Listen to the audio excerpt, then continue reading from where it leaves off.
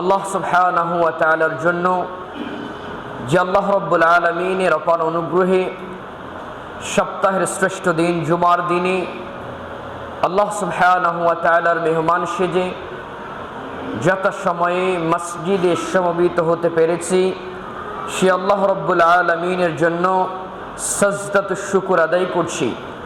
মুখের এবং বুকের আওয়াজকে উঁচু করে, কৃপণতা বর্জন করে, ভক্তি ভরা আবেগ নিয়ে সমস্বরে বলি আলহামদুলিল্লাহ। দরুদ সালাম বর্ষিত হতে থাক নবিয়ুনা হাবিবুনা মুহাম্মদুর রাসূলুল্লাহ সাল্লাল্লাহু আলাইহি ওয়াসাল্লামের প্রতি। সকলে আমার সঙ্গে জবান খুলে বলেন আল্লাহুম্মা সাল্লি ওয়া সাল্লিম আলা নবিয়িনা মুহাম্মদ সাল্লাল্লাহু আলাইহি ওয়াসাল্লাম।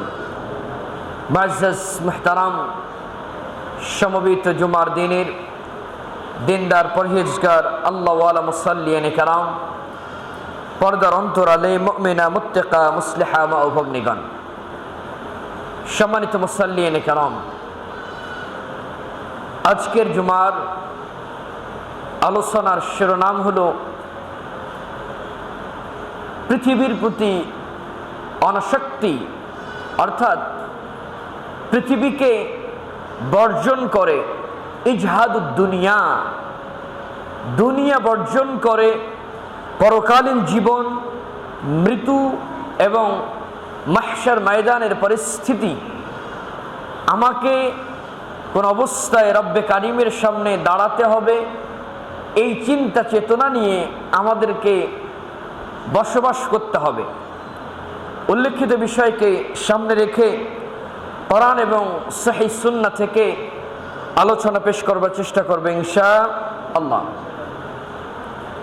সম্মানিত মুসাল্লিয়ানে কেরাম, আমরা পৃথিবীতে এসেছি, আবার আমরা চলে যাব। কখন কোন অবস্থায় চলে যাব এটা আমরা জানি না, একমাত্র জানে কে? আল্লাহ জানেন। তো কিন্তু পৃথিবীতে আমি যে একটু আগে বললাম জানে আল্লাহ, আল্লাহর সামনে আমাকে যেতে হবে। উনি আমাকে সৃষ্টি করেছেন, আমার জীবনের সব বিষয় উনি আমাকে জিজ্ঞাসাবাদ করবেন, এটি আমরা বিশ্বাস করি। আর এই কারণেই নবী সাল্লাল্লাহু আলাইহি ওয়াসাল্লামের মাধ্যমে আল্লাহ সুবহানাহু ওয়া তাআলা পৃথিবীর মানুষকে জানিয়ে দিয়েছেন যে কারো ভিতরে যদি ওই পরকালীন জীবনের চিন্তা চেতনা, দুনিয়াকে বর্জন করার চিন্তা চেতনা কেউ যদি তৈরি করতে চায়, তাহলে প্রথম যেই কাজটা তাকে করতে হবে সেটি হলো মৃত্যুকে স্মরণ করতে হবে। কি করতে হবে বলেন? কি করতে হবে? মৃত্যুকে স্মরণ করতে হবে। অর্থাৎ নবী সাল্লাল্লাহু আলাইহি ওয়াসাল্লাম বলছেন, আপনি একটু সাউন্ডটা বাড়িয়ে দেবেন। নবী সাল্লাল্লাহু আলাইহি ওয়াসাল্লাম বলছেন, আকসিরু যিকরা হাদিমিল লাযযাতি আল মাউত। পৃথিবীর মানুষ যেন সেই জিনিসটাকে বেশি বেশি করে স্মরণ করে, যেই জিনিসের মাধ্যমে একটি মানুষের জীবন থেকে আরাম আয়েশ, বিনোদন, নিবেদন, উচ্চ বিলাসিতার চিন্তা চেতনা, পৃথিবীতে স্থায়ী বসবাসের চিন্তা ভাবনা নিমিষেই নষ্ট করে দেয়, সেটি হলো মৃত্যু। মৃত্যুকে যদি কোনো ব্যক্তি স্মরণ করে তাহলে দুনিয়া অটোমেটিক তার কাছ থেকে তালাক হয়ে যাবে। মৃত্যুকে স্মরণ করলে মনের ভিতরে এই কল্পনা জ্বলবে, পৃথিবীর থেকে প্রত্যেকটা মানুষ চলে যাচ্ছে, কেউ তো কোনো কিছু নিয়ে যেতে পারি না, তাহলে আমি কার জন্য পৃথিবীতে রেখে যাচ্ছি? এই যে আমি বাংলাদেশ ব্যাংকে এফডিআর করে রেখেছি, আমি ফিক্সড ডিপোজিট করে রেখেছি, একদম বিঘা কা বিঘা জমি কিনে রেখেছি, কার জন্য করলাম? মৃত্যুর সময়ে তো একটিও আমার সঙ্গে গেল না, মৃত্যুর সময়ে কোনো সম্পদ তো আমি নিয়ে যেতে পারলাম না। পৃথিবীর মানুষ সাক্ষী থাকলো যে খালি হাতে, শূন্য হাতে আমাকে একটা খাটলিতে রেখে কবরের দিকে রওনা তারা হয়েছেন। আর নবী সাল্লাল্লাহু আলাইহি ওয়াসাল্লাম বলেছেন, একটি মানুষ যখন মৃত্যুবরণ করে তার কবর অবধি তিনটা তিনটা জিনিস যায়, তার দুইটা ফিরিয়ে আসে, একটি তার সঙ্গে থাকে। নবী সাল্লাল্লাহু আলাইহি সাল্লাম বললেন যে সেই তিনটা জিনিস হলো আহলুহু ওয়া মালুহু ওয়া আমালুহু। এই তিনটা জিনিস অর্থাৎ মাইয়িতকে আরো ক্লিয়ার করে বলি, আমি যদি মারা যাই, আপনি যদি মারা যান, আপনার আমার সঙ্গে কবর অবধি তিনটা জিনিস যাবে। একটি হলো আহলুহু, মালুহু ওয়া আমালুহু। মৃত ব্যক্তির পরিবার পরিজন, আত্মীয় স্বজন কবর পর্যন্ত যাবে। তার সমস্ত সম্পত্তি, সমুদয় সম্পত্তি দীর্ঘ জীবনে যা অর্জন করেছে সবগুলি তার কবর পর্যন্ত যাবে। ওয়া আমালুহু, এবং এই জীবনে অর্থাৎ হায়াত থাকা অবধি যে সমস্ত আমল করেছে এই আমলগুলি তার সঙ্গে যাবে। একথা বলার পরে নবী সাল্লাল্লাহু আলাইহি সাল্লাম বললেন ইয়ারজিআনে ওয়া ইয়াবকা। দুইটা কি ফিরে আসে? আহলুহু ওয়া মালুহু, তার পরিবার পরিজন আত্মীয় স্বজন ফিরিয়ে আসে। তাকে কবরস্থ করা হলো, ঢেকে দেওয়া হলো, নিঃস্ব একজন মানুষকে একাকে রেখে দেওয়া হলো। পৃথিবীতে সমাজ ছাড়া যেই মানুষ বসবাস করতে পারে না, এবং সারাটা জীবন একথা আমরা বলতাম, মানুষ সামাজিক জীব, সমাজ ছাড়া একাই বসবাস করতে পারে না। ওই মানুষটাকে, লাশটাকে একাকী কবরের ভিতরে রেখে দেওয়া হলো।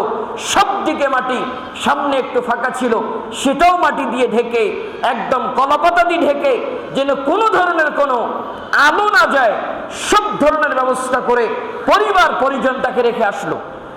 এরপরে তার সমস্ত সম্পত্তি অর্থাৎ দীর্ঘ জীবনে যা সে অর্জন করেছে, তার গাড়ি, তার বাড়ি, তার ব্যাংক ব্যালেন্স সব কবর অবধি যায়, গিয়ে ফিরিয়ে আসে।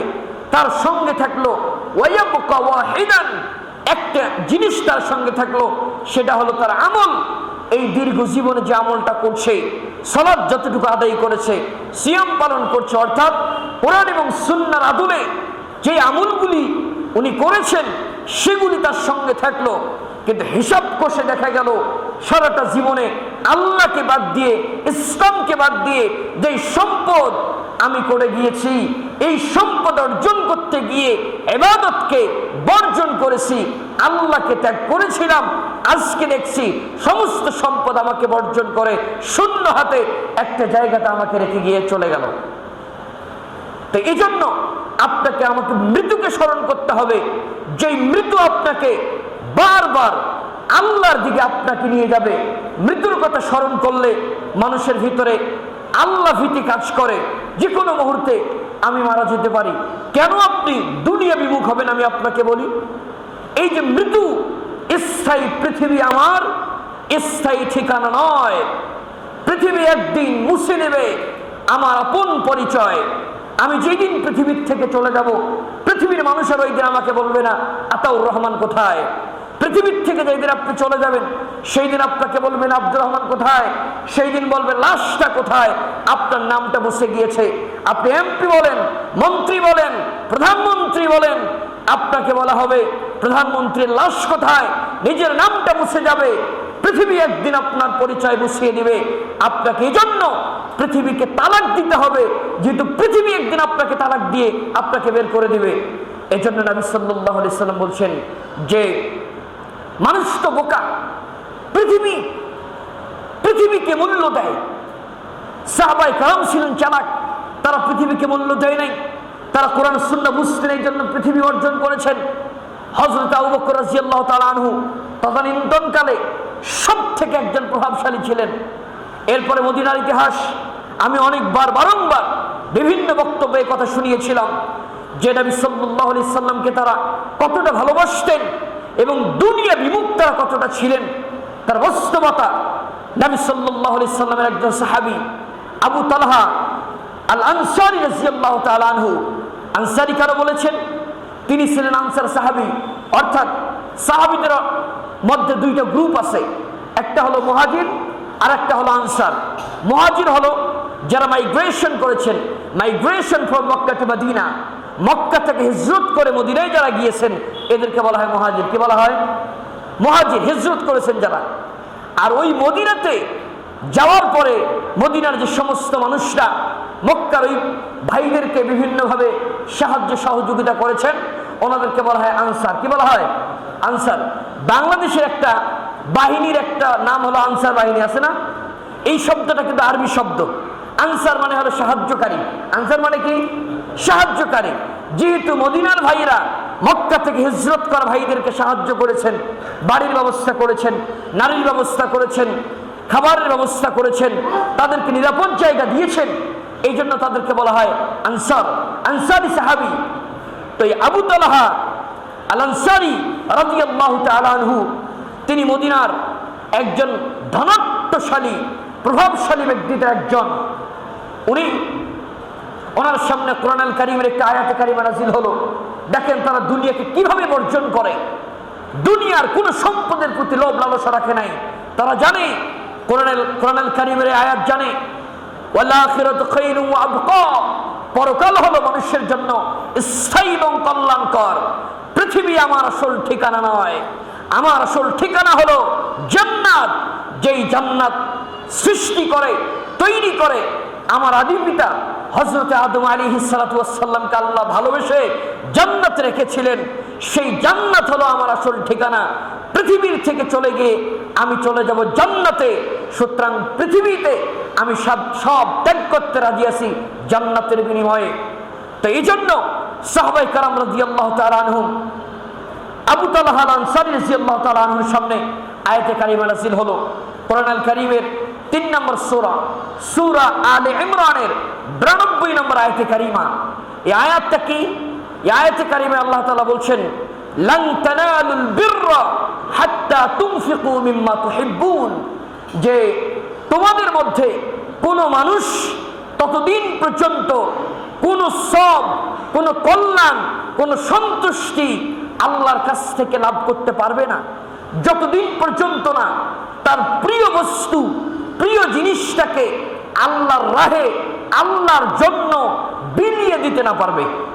অর্থাৎ আল্লাহ তাআলা বুঝালেন, তোমার কাছে তোমার জীবনে সব থেকে দামি যেই সম্পদ আছে, এটা তুমি যতক্ষণ পর্যন্ত আল্লাহর জন্য ডেডিকেশন তুমি করতে পারবা না, আল্লাহর জন্য দিতে পারবা না, ততক্ষণ পর্যন্ত তুমি আল্লাহর সন্তুষ্টি বা সব বলে যে কথাটা আছে, এই সব আপনি অর্জন করতে পারবেন না।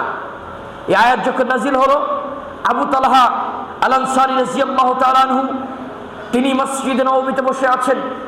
নবী সাল্লাল্লাহু আলাইহি সাল্লামকে বললেন, ইয়া রাসূলুল্লাহ, এটি মসজিদে নববী, আপনার এই মসজিদে নববীর ঠিক সামনে, গেটের সামনে যেই বাগানটা দেখছেন, বাইরুহা, বাইরুহা দামি একটা বাগান, এই বাইরুহা, এই বাগানটি আমি আল্লাহর জন্য সাদাকা করে দিলাম। সুবহানাল্লাহ বলবেন না? সাদাকা করে দিলাম। নবী সাল্লাল্লাহু আলাইহি সাল্লাম অবাক হয়ে গেলেন, আরে বলো কি, বাইরুহা মদিনার সব থেকে দামি একটা খেজুর বাগান। বাইরুহাতে যেই খেজুর হয়, মদিনার অন্য কোন বাগানে এত দামি, এত চমৎকার, এত মূল্যবান খেজুর হয় না। এত দামি সম্পদ তুমি আল্লাহর জন্য দিলা কেন? আরেকটি কথা, এই বাইরুহার ভিতরে একটা কূপ ছিল, এই কূপের পানি ছিল অত্যন্ত মিষ্টি, সুমিষ্ট পানি। এই বাইরুহার ভিতরে এই কূপের পানি নবী সাল্লাল্লাহু আলাইহি সাল্লাম নিজে পান করতেন। মাঝে মধ্যে গিয়ে বিশ্রাম গ্রহণ করতেন, সেখান থেকে পানি গ্রহণ করতেন। তো আবু তালহা রাদিয়াল্লাহু তাআলা আনহুকে রাসূলুল্লাহ সাল্লাল্লাহু আলাইহি সাল্লাম বললেন, আবু তালহা, তুমি কেন এত দামি সম্পদ, এটা তুমি কেন আল্লাহর জন্য বিলীন করলা, কেন সাদাকা করলা, তুমি বলো তো? তখন আবু তালহা রাদিয়াল্লাহু তাআলা আনহু, দুনিয়ার প্রতি তাদের যে কোনো লোভ, কোনো লালসা তাদেরকে স্পর্শ করে না, এবং আল্লাহর প্রতি অগাধ ভালোবাসা, জান্নাতের বিনিময়ে পৃথিবী ছাড়তে তারা রাজি, আল্লাহর সন্তুষ্টির জন্য তারা যে পৃথিবীকে তালাক দিতে রাজি, তার বাস্তবতা হলো। তখন আবু তালহা রাদিয়াল্লাহু তাআলা আনহু বললেন, রাসূলুল্লাহ, একটু আগেই হযরত জিবরাইল আলাইহিস সালাতু ওয়াস সালাম আপনার কাছে আসলেন। আসার পরে কোরআনুল কারীম পৃথিবীর সবথেকে মর্যাদাপূর্ণ কিতাব আল কোরআন, যেই কোরআন মানুষকে হেদায়েতের পথ, আল্লাহকে চিনার পথ দেখায়, যেই কোরআন আপনার উপরে প্রেক্ষাপট অনুমতি নাজিল হয়, ওয়াকফান বিওয়াকফান, থেমে থেমে প্রয়োজনের তাগিদে, সিচুয়েশন ক্রিয়েট হলে কোরআনুল কারীমের আয়াত নাজিল হয়। তো জিবরাইল আলাইহিস সালাতু ওয়াস সালাম আসলেন, এসে আপনাকে বললেন, রব্বে কারীম আপনার কাছে একটা আয়াতে কারিমা পাঠিয়েছেন। আয়াতটা হলো যে পৃথিবীর দামি সম্পদ মানুষ যদি বর্জন করতে না পারে, দামি সম্পদ যদি আল্লাহর জন্য দিতে না পারে, তাহলে কোনোদিন আমি আল্লাহর সন্তুষ্টি সব অর্জন করতে পারবে না।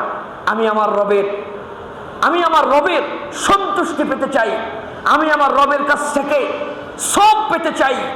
যেই রব সন্তুষ্ট হলে পরহেজগারদের জন্য, আল্লাহ ওয়ালাদের জন্য যেই জান্নাতকে প্রস্তুত করে রেখেছেন, সেই জান্নাতের ভাগীদার আমি হতে চাই।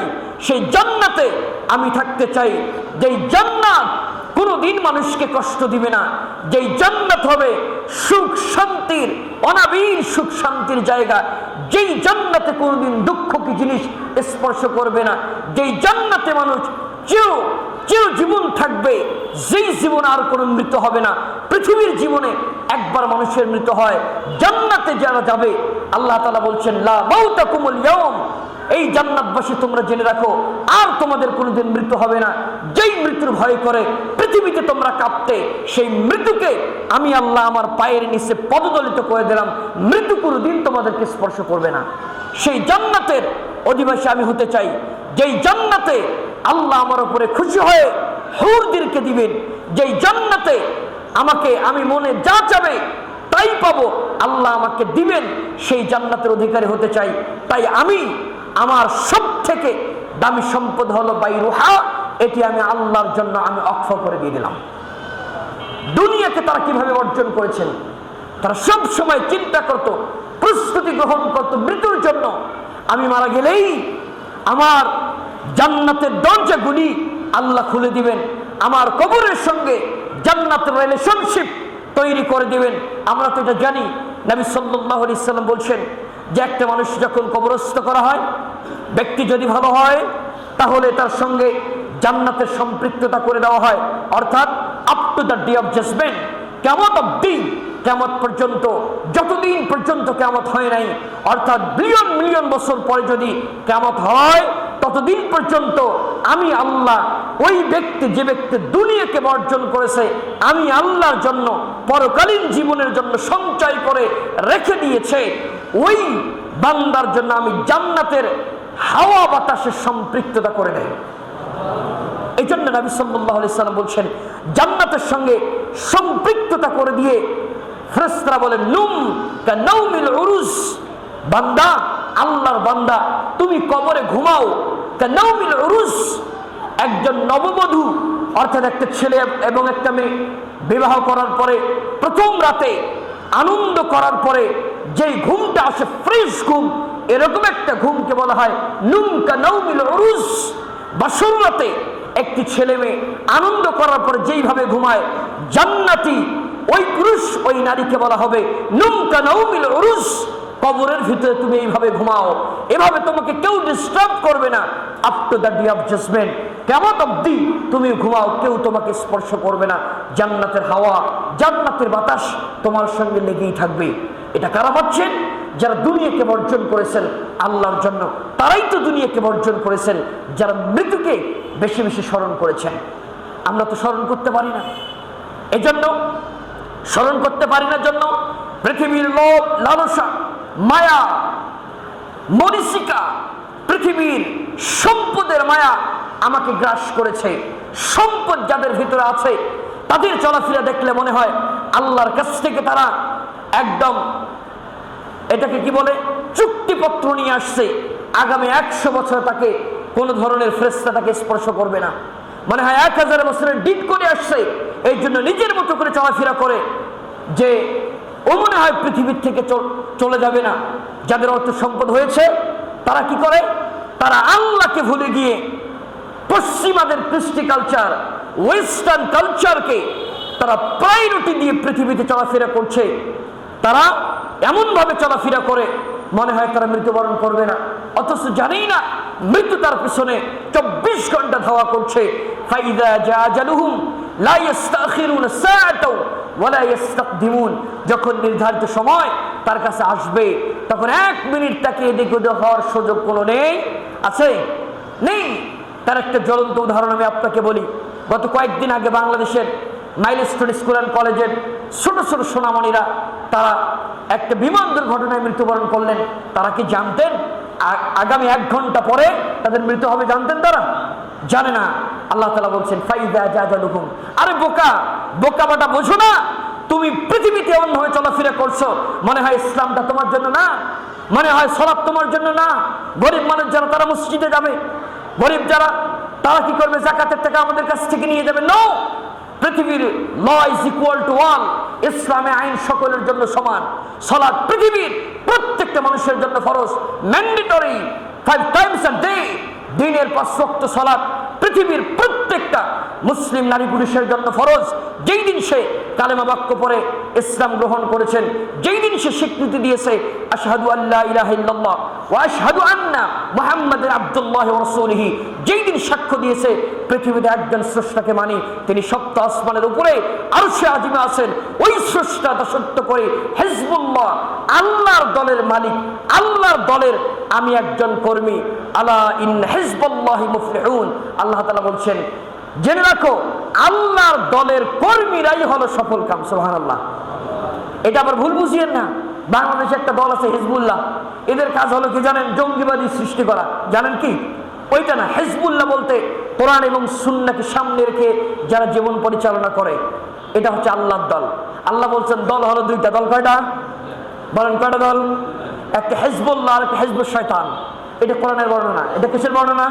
কোরআনের। আল্লাহ তাআলা বলছেন হিজবুল্লাহ আল্লাহর দল, আর একটা হিজবুশ শয়তান শয়তানের দল।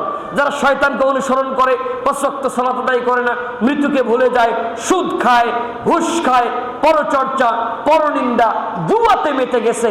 ওই যে টাকার লোভে জুয়াতে মেতে গেছে, পৃথিবীকে এত বেশি মূল্য দিয়েছে, আল্লাহ তাকে রব্বে কারিমের ইবাদত থেকে এত বেশি সরিয়ে দিয়েছে, আর সে আল্লাহকেও চেনে না, আল্লাহর পথকেও চেনে না, জ্ঞানকেও জানে না, জ্ঞানকেও বুঝে না, আলেমদেরকে মূল্যায়ন করে না। আল্লাহ তাআলা তাকে দুনিয়া এবং জান্নাত থেকে তালাক দিয়েছে, বর্জন করেছে। ওর জন্য বড় ক্ষতিগ্রস্ত। বলছিলাম যে দুনিয়া বিমুখ আপনাকে আমাকে হতে হবে। দুনিয়া বিমুখ হতে গেলে আপনাকে দুনিয়াকে আগে তালাক দিতে হবে, দুনিয়া বর্জন করতে হবে। কেন দুনিয়া বর্জন করবেন আমি আপনাকে বলি। নবী সাল্লাল্লাহু আলাইহি ওয়াসাল্লাম বলছেন যে এই দুনিয়া এতটা আল্লাহর কাছে নগণ্য, যেই দুনিয়াতে বিল্ডিং নির্মাণে তোমরা প্রতিযোগিতা করো, ইয়াতাতাওয়ালুনা ফিল বুনিয়ান, বিল্ডিং নির্মাণে প্রতিযোগিতা করো, কে কার উপরে কততলা স্থাপন করতে পারো এবং কতটা মজবুত। অবাক লাগে। যেই দুনিয়া ছেড়ে চলে যেতে হয়, যেই দুনিয়া আল্লাহ তাআলা একদম সমতল করে দিবেন, ডিজার্ট ওয়ার্ল্ড, সমতল মরুভূমি করে দিবেন, পৃথিবী একদম সমতল হয়ে যাবে, বড় বড় পাহাড়গুলি এগুলিকে আল্লাহ ধূলিকণায় পরিণত করে দেবে। সেই পৃথিবীতে আমি কি করছি? বড় বড় অট্টালিকা নির্মাণ করি। অবাক লাগে। আবার এই যে ভূমিকম্প হয়, আর্থকুইক, এই ভূমিকম্পের সময়ে যেন আমার বিল্ডিংটা অন্ততপক্ষে ভেঙে না পড়ে, এই জন্য তারা ইঞ্জিনিয়ার দ্বারা একটা বিশেষ পদ্ধতি অবলম্বন করে যে ভূমিকম্পের সময় আমার বিল্ডিং ঢলবে, ভেঙে পড়বে না। কিন্তু আল্লাহর কাছে এটা কোনো ব্যাপার নয়। কেন? এই দুনিয়ার মূল্য আল্লাহর কাছে এতটাই নগণ্য। আমি সুবহানাল্লাহ হাদিসগুলো যখন পড়ছিলাম তখন মনে হলো কিসের এই দুনিয়া, কিসের দুনিয়া? দুনিয়াতে আছি, এই তো আছি, এই তো নাই। এই যে কয়েকদিন আগে একটা হাদিস বলছিলাম, হযরত ওমর রাদিয়াল্লাহু তাআলা আনহুকে নবী সাল্লাল্লাহু আলাইহি সাল্লাম বললেন যে আমার শোনো, কুম ফিদ দুনিয়া কান্নাকা গরীবুন আও আবিরু সাবিল। ওমর শোনো তো, তুমি দুনিয়াতে থাকবা একজন মুসাফির আমরা চিনি, ছোট্ট একটা গাটুরি, 2-3টা পোশাক দিয়ে পথে পথে ঘুরে, যেখানে রাত সেখানেই কাজ। ওর বিল্ডিং লাগে না, জমি জায়গা লাগে না, যেখানে রাত হয়েছে সেখানে কাজ হয়েছে, মুসাফির, এটাকে আমরা চিনি। অর্থাৎ সামান্য মাইনর লাইফ লিড করবে, ছোট্ট জীবন, এই আছি এই নাই, এভাবে তুমি বসবাস করবা। আমার বাবা এখানে শুয়ে আছে, পাশের কবরটা আমার, নিজের জন্য মনে করবা। ওয়াউদ্দা নাফসাকা ফি আহলিল কুবুর, নিজেকে কবরবাসী মনে করবা। দুনিয়াতে কিছু নাই, কোন সন্তান আমার কোনো কাজে আসবে না। আল মালু ওয়াল বানুনা জিনাতু ফিল হায়াতিদ দুনিয়া, কোরআন আল কারীমে আয়াতটা সামনে রাখবেন। সম্পদ এবং সন্তান হলো দুনিয়ার একটা ডেকোরেশন মাত্র। অর্থাৎ আপনি একটা রুমে উঠেছেন, এটা ডেকোরেশন করতেছেন, জাস্ট এটা চোখের শান্তি, তাই না? এগুলিকে তো ভেঙে যায়, ঘুম ধরে চলে যায়। সিমিলার আল্লাহ তাআলা উদাহরণ দিয়েছেন, আল মালু ওয়াল বানুন জিনাতু ফিল হায়াতিদ দুনিয়া, এই দুনিয়ার জীবনের চাকচিক্য ডেকোরেশন হলো তোমার সম্পদ এবং সন্তান। দেখলে একটু মনটা জোড়ায়, এতটুকু যদি একটা হারিয়ে যাবে, এরা কোনো কাজে আসবে না। ওয়াল বাকিয়াতু, এবং স্থায়ী হলো তোমার পরকাল, যেটার জন্য তোমাকে প্রস্তুতি গ্রহণ করতে হবে। নবী সাল্লাল্লাহু আলাইহি সাল্লামের হাদিস বলছিলাম, হাদিসটি সহিহ তিরমিজিতে এসেছে।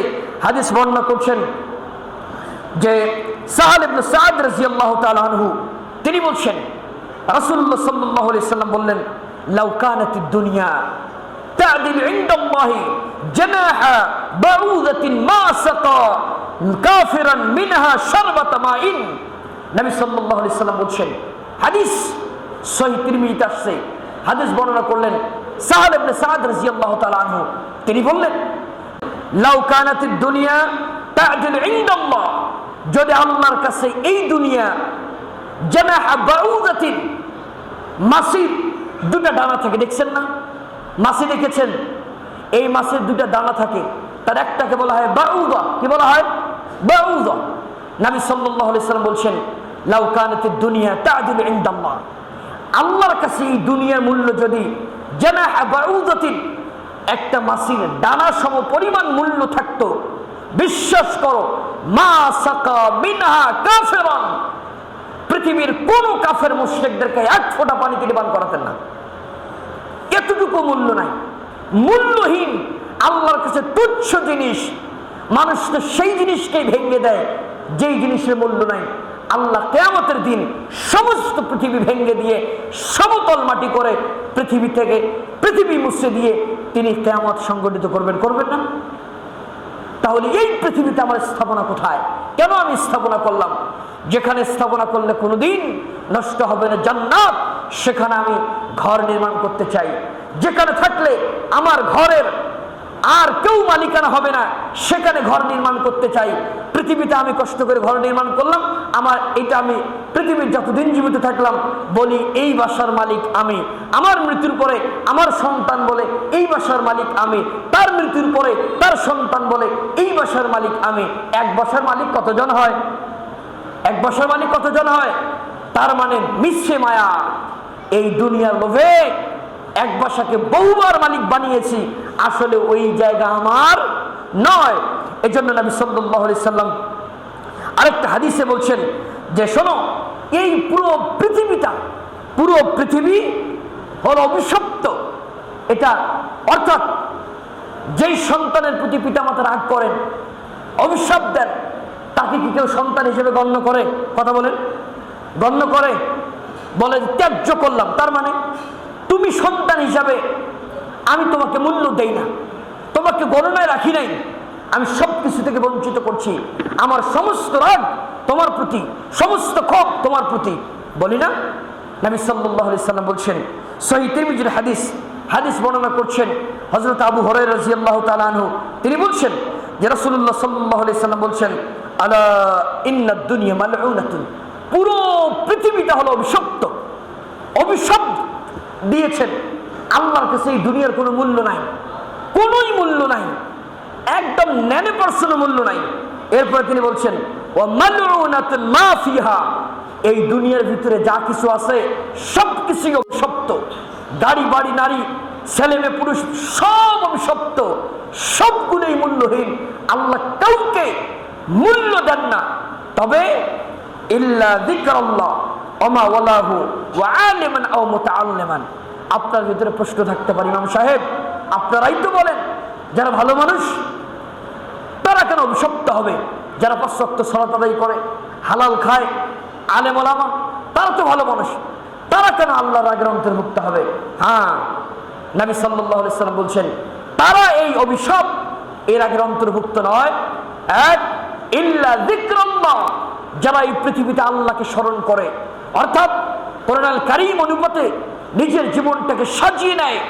আজান হলে মসজিদে আসে, যিকরাল্লাহ, আল্লাহকে স্মরণ করে। সালাতের সময় হলে সালাত আদায় করে। নিজের দুঃখ কষ্টে স্পর্শ করলে পৃথিবীর কাউকে না জানিয়ে জানায় কারে? আল্লাহকে জানায়।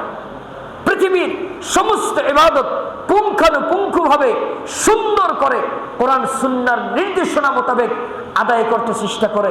ইল্লা যিকরাল্লাহ, যারা আল্লাহকে স্মরণ করে চলে।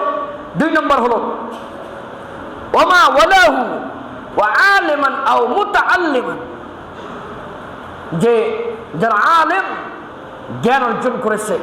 আলেম বলতে ওই জ্ঞান যেই জ্ঞানের মাধ্যমে রব্বে কারিমকে চেনা যায়, যেই জ্ঞান প্রথম আল্লাহ তাআলা সৃষ্টি করলেন, ইকরা বিসমি রাব্বিকাল্লাযী খালাক, পর তোমার প্রভুর নামে যিনি তোমাকে সৃষ্টি করেছেন। আমরা এখান থেকে একটা নিয়েছি, পড়ো। কার নামে পড়বে এই অপশন বন্ধ করে দিয়েছি। এই জন্য আমার সন্তান পড়ে হাট্টিমা টিম টিম, তারা মাঠে পারে ডিম। অথচ আল্লাহ বললেন ইকরা, পৃথিবীতে সমুন্নত হতে চাও, পৃথিবী এবং পরকালে মর্যাদা পেতে চাও, আগে তুমি রব্বে কারীমের দেওয়া যে ইলম, যে জ্ঞান, সেটা তুমি অর্জন করে করো। বিসমি রাব্বিকাল্লাযী খালাক, পড়ো তোমার প্রভুর নামে যিনি তোমাকে সৃষ্টি করেছেন। স্রষ্টার জ্ঞান। খালাকাল ইনসানা মিন আলাক, যিনি মানুষকে সামান্য পানি দ্বারা সৃষ্টি করেছেন। খালাকাল ইনসানা মিন আলাক আল্লামাল ইনসানা মা লাম ইয়ালাম, সেই স্রষ্টার নামে আপনি পড়বেন যিনি মানুষকে অজানা তথ্য জ্ঞানের মাধ্যমে জানিয়ে দিয়েছেন, কলমের মাধ্যমে শিক্ষা দিয়েছেন। আমরা এটি বর্জন করেছি। এইটিকে যখন বর্জন করেছি, তখন পৃথিবী হয়েছে আমার কাছে আপন, পৃথিবী আমার স্থায়ী হয়েছে। অথচ যারা এটিকে গ্রহণ করেছেন, যারা আলেম ইলম যারা অর্জন করছেন, ইসলামী জ্ঞান যারা অর্জন করছেন, তারা আল্লাহকেই চিনছেন। স্রষ্টা কেমনে চলতে বললেন, কিভাবে চললেন, পৃথিবীতে আমি কেমনে চলবো। তবে হ্যাঁ, এখন আপনার প্রশ্ন হতে পারে যে এই যে পৃথিবীর প্রতি আল্লাহ তাআলা এত রাগ, এত ক্ষোভ, তাহলে আমরা কি অর্থ ইনকাম করবো না? আল্লাহ তাহলে অর্থ সম্পদ কেন দিলেন? মনে প্রশ্ন আসে কিনা? এই পদ্ধতি আল্লাহ দিয়েছেন। হ্যাঁ, পৃথিবীর দৃষ্টান্ত হলো 4 জন মানুষের মতো। কয়জন মানুষ? কথা বলেন। 4 জন। এই হাদিসকে বলার আগে আরেকটা হাদিস আমি আপনাকে বলি, যে নবী সাল্লাল্লাহু আলাইহি সাল্লাম বলছেন, পৃথিবীটা কেমন জানো? একটা মানুষ যদি সমুদ্রের পাড়ে যায়, যে সি বিচ, আমরা কক্সবাজার সি বিচে যাই, সমুদ্রের পাড়ে যাই, সমুদ্রটা মনে হয় একটু, তাই না? একটু কি অনেক বড়, যার বিশালতা গভীরতা মাপার ক্ষমতা নাই, জানে কে? আল্লাহ। এই সমুদ্র থেকে 1 ফোঁটা পানি তুললে সমুদ্রের কোনো ক্ষতি হবে? আল্লাহ তাআলার সমস্ত নিয়ামত থেকে এতটুকু নিলে যেমন কোনো কিছু মনে হয় না, ওরকম একটা পৃথিবী।